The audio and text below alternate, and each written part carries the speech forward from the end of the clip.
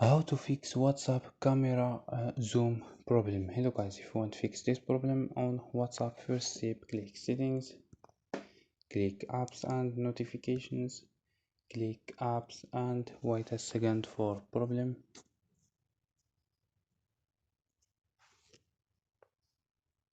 Scroll down for search your app, WhatsApp or search here. Go to WhatsApp and click force stop and click OK and click storage and click clear cache.